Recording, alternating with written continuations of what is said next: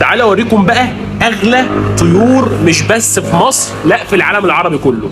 بصوا يا جماعه، الطير الجوز من ده كام يا شيخ محمد؟ ب 200 جنيه. الجوز من ده ب 200 جنيه. تمام؟ واحد من اغلى الطيور بالفسفور واغلاها سعرا.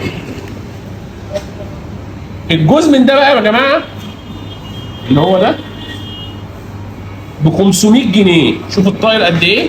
ب 500 جنيه فسفور في كف الايد. الجوز ب 500 جنيه.